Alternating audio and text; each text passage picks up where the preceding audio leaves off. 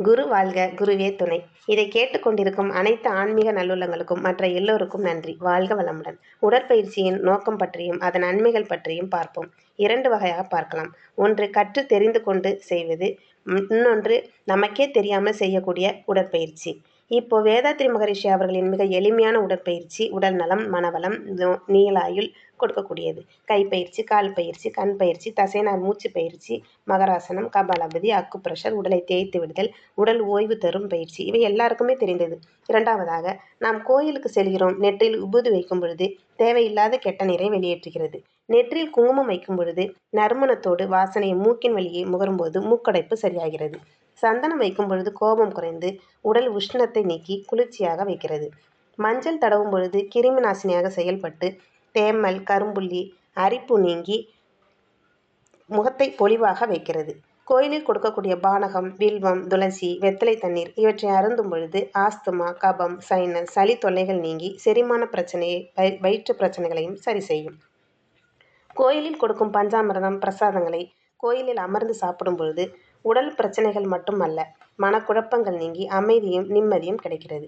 கிறிஸ்தவர்கள் கோயிலுக்கு செல்லும் பொழுது நெற்றியிலும் 2 தோள்பட்டைகளிலும் அநாதக சத்திரமான மார்பிலும் கை வைக்கும் பொழுது இறைவன் என்னுள்ளே இருக்கிறார் என்பதை உணர்த்துகிறது.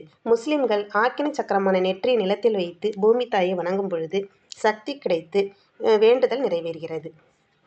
இந்துக்கள் 2 கைகளையும் 2 பொட்டுக்குழியிலும் கொட்டிக்கொண்டு முட்டியை கீழே குனிந்து வணங்கும் பொழுது முதுகுத்தண்டு நேராகி 9 மையங்களும் புத்துணர்ச்சி பெறுகிறது.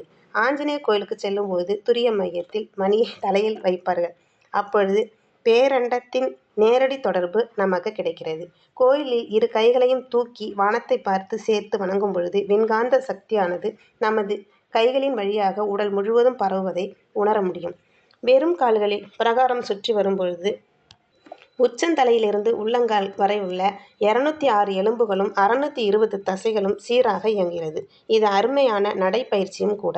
நாம் தோப்பு கரணம் போடும் பொழுது 5 புலன்களால் நாம் செய்த பாவத்தை நினைத்து வருந்தி இனிமேல் இந்த தவறு செய்ய மாட்டேன் என உறுதி செய்ய வேண்டும்.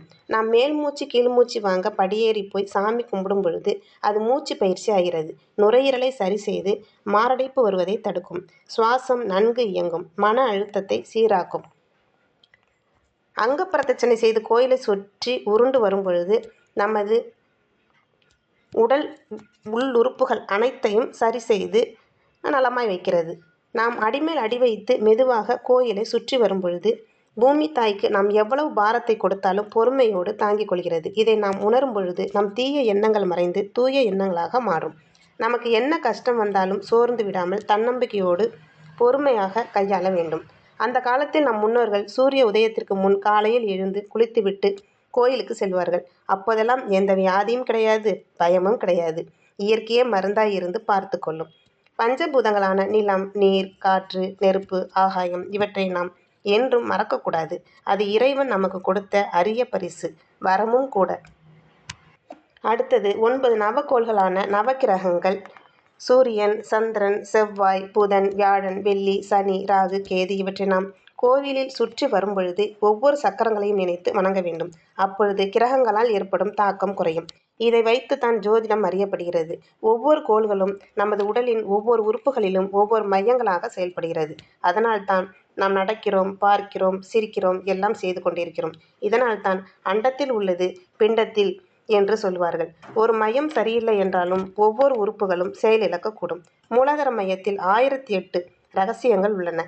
தாயின் கருவறை இருட்டு, மூலாதார மையம் இருட்டு, விண்ணின் பெருவெளியான சுத்தவெளி அதுவும் இருட்டு. அதுதான் அரூபமான சிவசக்தி வாழும் இடம். அதுவே அறிவு. அறிவுதான் தெய்வம். இந்த அறிவு நிலையை எவன் உணர்கின்றானோ அவனே கடவுள். அவனும் நானும் ஒன்று என்ற நிலை வரும்பொழுது அவன் எல்லாவற்றையும் கடந்தவனாகிறான். வாழ்க வளமுடன்.